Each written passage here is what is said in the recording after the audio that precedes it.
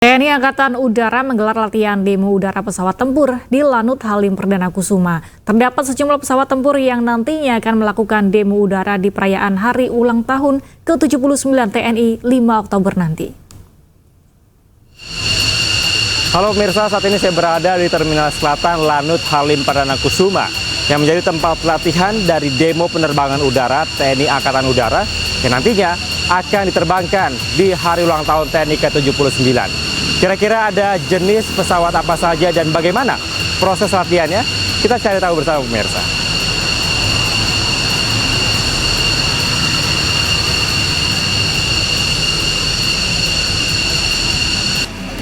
TNI Angkatan Udara menggelar latihan demo udara pesawat tempur yang akan tampil pada perayaan Hari Ulang Tahun ke-79 TNI.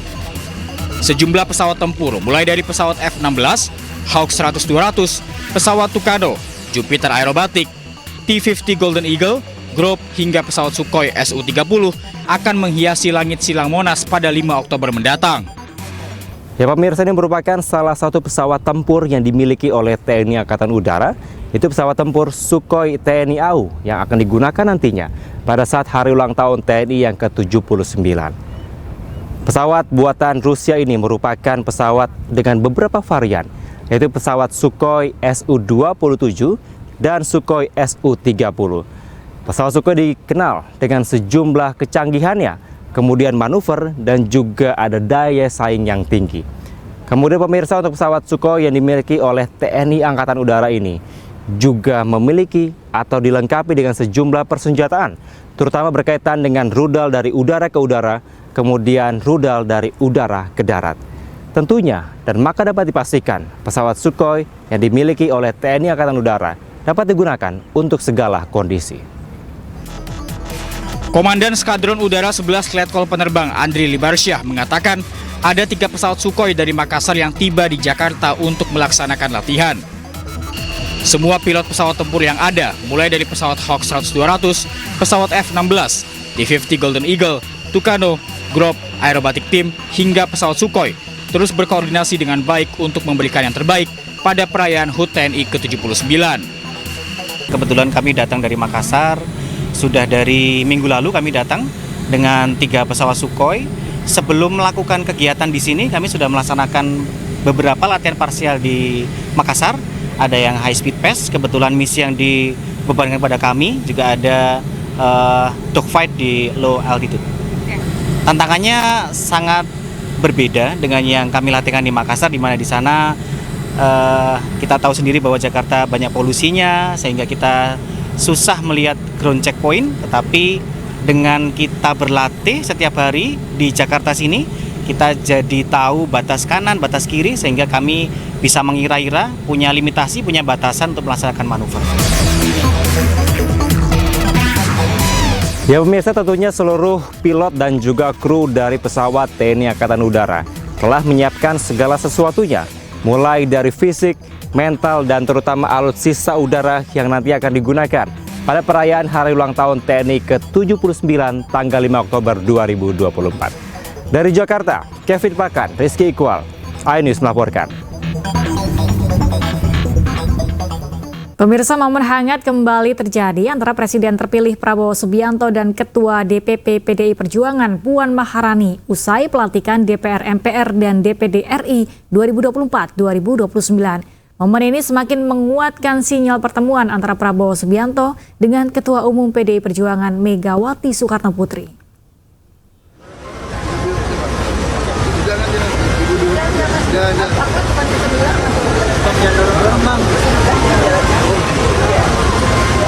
Momen hangat kembali terjadi antara Presiden terpilih Prabowo Subianto dengan Ketua DPR RI sekaligus Ketua DPP PDI Perjuangan Puan Maharani. Dalam unggahan akun Instagram yang beredar di media sosial, Prabowo nampak enggan pergi sebelum Puan meninggalkan gedung DPR RI. Momen hangat ini diketahui terjadi setelah pelantikan DPR, MPR, dan DPD RI periode 2024-2029. Hal ini semakin menguatkan sinyal pertemuan antara Prabowo Subianto dengan Ketua Umum PDIP Megawati Soekarno Putri. Sebelumnya, Puan Maharani memastikan Prabowo dan Megawati akan bertemu dalam waktu dekat. Puan menegaskan keduanya sama-sama memiliki keinginan untuk bertemu. Puan juga mengungkapkan akan ada hidangan nasi goreng seperti yang pernah dihidangkan oleh Megawati kepada Prabowo pada pertemuan tahun 2019 lalu. Masih dipikirkan, tapi waktu itu Ibu Mega yang memasak dan Pak Prabowo sangat menyukai. Jadi mungkin juga menu nasi goreng akan ada lagi. Tapi di Teguh Umar dong? Bisa juga di Kertanegara, bisa juga di Hambalang. Tidak ada masalah, akan bertemu di mana saja. Hal senada juga disampaikan Prabowo Subianto. Prabowo menyebut pertemuannya dengan Megawati akan terlaksana sebelum hari pelantikannya sebagai Presiden Republik Indonesia. Pertemuan dengan Bu Mega mungkin? Insya Allah. Sebelum pelantikan ya Pak ya? Sebelum pelantikan? Mudah-mudahan sebelum pelantikan. Persiapannya gimana Pak? Persiapannya bagus. Isu pertemuan Prabowo Subianto dan Megawati semakin kencang menjelang transisi pemerintahan pada 20 Oktober mendatang. Bahkan, Prabowo juga diisukan sudah menyiapkan kursi menteri bagi PDI Perjuangan. Tim Liputan iNews melaporkan. Dalam program interupsi, Ketua Umum Prabowo dan Jokowi Mania, Emmanuel Ebenezer, menyatakan bahwa Presiden terpilih Prabowo akan menemui Ketua Umum PD Perjuangan di kediaman Megawati. Namun, Prabowo memiliki satu syarat untuk Megawati, yaitu dibuatkan nasi goreng. Prabowo itu kan karakter seorang negarawan ya. Artinya boleh dong kalau mau misalnya Beliau Prabowo bahkan datang ke Teguh Umar? Saya sedikit ngasih info, kemungkinan besar Prabowo akan mendatangi Bu Mega. Akan mendatangi, berarti tidak tertutup kemungkinan di Teguh Umar. Nggak ada istilah tempat netral. Dia akan menghormati, dia datang ke tempat Bu Mega. Itu confirm ya? Pak Prabowo mengatakan sendiri? Ya, dia menyampaikan, saya datang ke rumah Bu Mega. Loh kenapa? Loh enggak, ini kakak saya. Apa masalahnya? Ada satu permintaan Pak Prabowo yang harus diikuti Bu Mega dan itu menjadi syarat. Apa itu? Bikin nasi goreng. Karena pertemuan terakhir bikin nasi goreng ya? Itu kenangan yang paling luar biasa yang ada di benaknya Pak Prabowo soal nasi goreng. Bu Mega ini kan tahu selera adiknya. Dan adiknya selalu menuntut itu. Mbak, bikinin aku nasi goreng. Kalau masak tangannya beda ya? Iya. Bumbunya beda. Bu Mega kan tahu selera adiknya. Pedes nggak, wo? Ya soal pedes atau enggak kan Mbak yang tahu. Tapi soal residu dari Pilpres 2024 itu memang masih ada? Kalau di Gerindra khususnya Pak Prabowo nggak suka dengan hal itu ya. Bukan tipikal pendendam ya? Bukan tipikal pendendam. Dia nggak bicara tentang masa lalu. Dia bicara tentang masa depan. Pemirsa, calon Gubernur Jakarta nomor urut 1 Ridwan Kamil hari ini belusukan ke Padepokan Ciliwung Condet di Kramat Jati, Jakarta Timur. RK mendengarkan curhatan warga Condet dan aktivis lingkungan.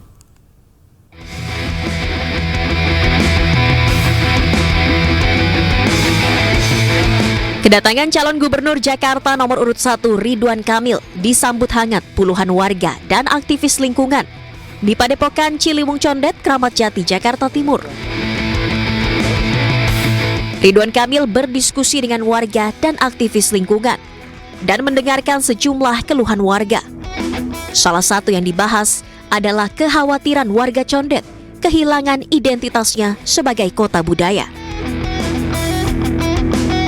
Usai berdiskusi, RK menanam pohon dan menyusuri Sungai Ciliwung menggunakan perahu karet, ditemani sejumlah aktivis sungai. RK pun menyinggung akan membuat transportasi air jika memungkinkan dan akan mengelola Sungai Ciliwung dengan konsep pentahelix. Saya akan realistis tapi juga idealis insya Allah kalau takdirnya ada. Semua curhatan tadi direspon. Kalau sungai pernah punya pengalaman membuat Satgas Citarum ya dengan konsep pentahelix. Jadi konsep pentahelix akan dikembalikan, dihadirkan. Jadi ada pemerintah, TNI, Polri, Kejaksaan. Kemudian yang keduanya itu adalah akademisi, ketiganya komunitas, keempatnya wirausaha atau bisnis, terakhir adalah media untuk mengedukasi juga ya. Ciliwung yang tadinya terabaikan sekarang udah jadi pusat ekonomi, pusat kegiatan masyarakat, edukasi, dan lain-lain. Nah inilah harapannya, curhat kita itu agar ke depan ini di gubernur kita di undang-undang DKJ yang baru, insya Allah lebih maksimal. Itu aja harapannya. Warga Padepokan Condet Ciliwung berharap Cagup Jakarta Ridwan Kamil akan lebih maksimal dalam bekerja jika terpilih menjadi Gubernur Jakarta 2024. Dari Jakarta, Wenda Nura Ahmad Putra, iNews melaporkan. Pemirsa, sementara itu calon gubernur Jakarta nomor urut 3 Pramono Anung hadir di acara deklarasi relawan Pak Dul pada kemarin. Pramono Anung mengaku semakin bersemangat dan akan kerja keras pasca merasakan dukungan luar biasa dari relawan.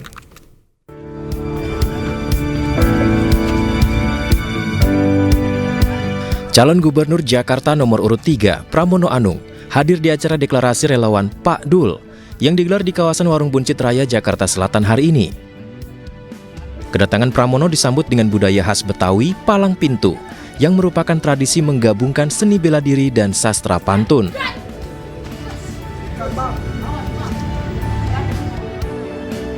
Ratusan pendukung Pramono Rano mendeklarasikan diri sebagai relawan Pak Dul.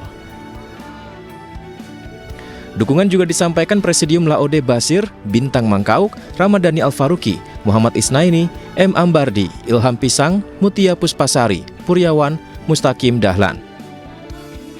Dalam deklarasi ini relawan menitipkan pesan agar pasangan Pramono Rano harus memperhatikan kesejahteraan kampung-kampung di Jakarta. Jangan sampai ada penggusuran yang semena-mena untuk warga miskin di Jakarta. Misalkan, kami minta tidak hanya Kampung Bayam. Kami sangat berharap ingin mengawal 30 kampung di Jakarta harus ditata dengan baik dan jangan ada penggusuran yang tidak memanusiakan terhadap warga miskin di Jakarta. Merasakan semangat dan titipan harapan dari para relawannya, Pramono Anung menyampaikan akan semakin kerja keras demi memenangkan kontestasi pertarungan Pilgub Jakarta. Saudara-saudara sekalian, sore hari ini saya seperti mendapatkan energi baru untuk bertarung lebih keras, lebih kuat. Karena sehari ini saya keliling di beberapa elemen masyarakat, tokoh, habaib, kiai, dimulai dari pagi hari, dari jam 6 sudah keliling setengah 6. Acara ditutup dengan penandatanganan peresmian dukungan relawan Pak Dul terhadap pasangan nomor urut 3 Pramono Anung Rano Karno. Tim Liputan iNews melaporkan. Beralih ke informasi lain, pemirsa, batik merupakan warisan budaya yang perlu dijaga. Untuk itu perlu sebuah kegiatan guna mengedukasi masyarakat tentang seni batik.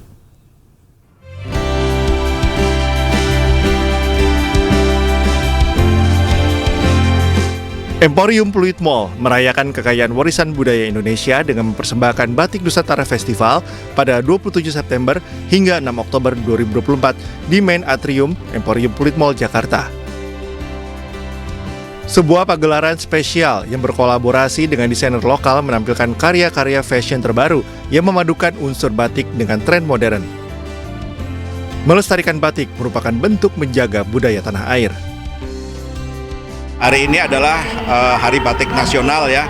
Tentunya kita tetap ya memelihara warisan bangsa kita ya, warisan budaya Indonesia.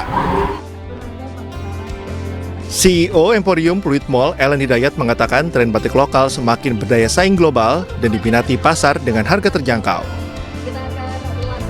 Untuk Emporium Pluit ini okupansi kita juga sudah tinggi sekali, trafficnya juga bagus, dan kami harapkan dengan pagelaran-pagelaran serta penjualan-penjualan untuk batik ini, masyarakat semakin mengenal batik-batik tersebut.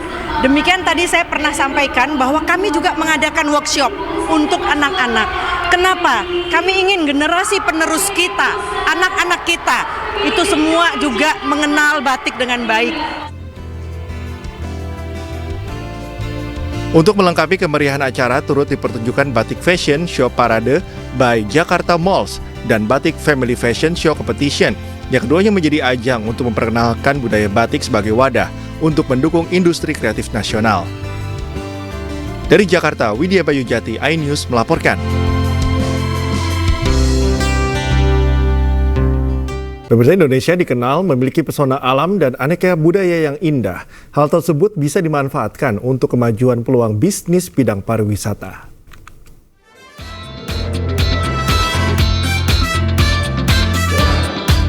Gabungan Industri Pariwisata Indonesia atau GIPI bekerjasama dengan Wonderful Indonesia untuk menggelar acara pameran berskala internasional dan business to business, yaitu Wonderful Indonesia Tourism Fair di Swiss Hotel Peak Avenue 2 pada tanggal 2 hingga 4 Oktober 2024. Pameran ini digelar dengan harapan untuk meningkatkan peluang bisnis bidang pariwisata untuk mempromosikan alam, budaya Indonesia menjadi destinasi pariwisata. Pameran ini merupakan yang pertama dan direncanakan digelar setiap tahunnya. Wonderful Indonesia Tourism Fair yang pertama kali dilakukan oleh GIPI, di mana tujuan daripada Travel Mart ini adalah untuk meraih atau menggait pasar inbound.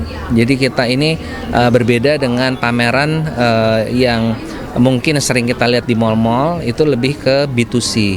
Because of this is their very first event, right? So I think it's better to continue this event in order to, the people knows about this event. And this is B2B event, so I think we need to, ask more business partner come over to here, and it will be a very good impact for Indonesia. Pameran ini digelar pada tanggal 2 hingga 4 Oktober 2024 dengan menghadirkan 195 buyers dari 38 negara dan 150 sellers. Dari Jakarta, Jessica Winoto, Damar Wicaksono, iNews melaporkan.